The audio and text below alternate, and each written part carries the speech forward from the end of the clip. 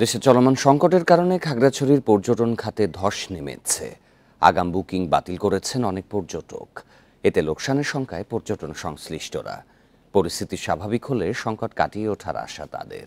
নগদের কাছে সব গ্রাহকই প্রিয়, তাই তো সারা দেশে ক্যাশ আউট চার্জ সবচেয়ে কম। সারা বছর মুখর থাকলেও বর্তমানে পর্যটক শূন্য খাগড়াছড়ি। জেলার প্রধান পর্যটন কেন্দ্র আলুটিলা রিসাং ঝর্ণা, জেলা পরিষদ পার্ক সহ প্রতিটি কেন্দ্রে নেই পর্যটক। চলমান সংকটের কারণে বুকিং বাতিল করেছেন অনেকে। এতে লোকসানের আশঙ্কা ব্যবসায়ীদের। আতঙ্কে ছিল, টুরিস্টরা আসতে পারেনি, সব বুকিং ক্যান্সেল করা হয়েছে। চলমান পরিস্থিতিতে আমাদের হোটেলে পর্যটক বলতে একেবারে নাই।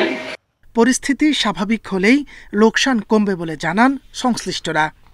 পরিস্থিতি স্বাভাবিক হতে চলছে, আশা করি সামনের দিকে পর্যটকরা আসবে এবং যে ক্ষতি হয়েছে হোটেল মোটেলগুলা, সেই ক্ষতি পোষায় উঠবে বলে আমি মনে করছি। পর্যটকদের নিরাপত্তায় সতর্ক অবস্থানে রয়েছেন টুরিস্ট পুলিশ। খাগড়াছড়ি জোনের পক্ষ থেকে আমরা সর্বোচ্চ সতর্ক অবস্থায় আছি এবং সিভিল টিমে আমাদের সদস্যরা বিভিন্ন স্পটে আছে এবং আগত পর্যটকদের নিরাপত্তায় আমরা আশা করছি যে আমরা সর্বোচ্চ নিরাপত্তা তাদেরকে দিতে পারবো। গত কয়েকদিনে খাগড়াছড়ির পর্যটন খাতে ক্ষতি 1 কোটি টাকার বেশি। Independent news.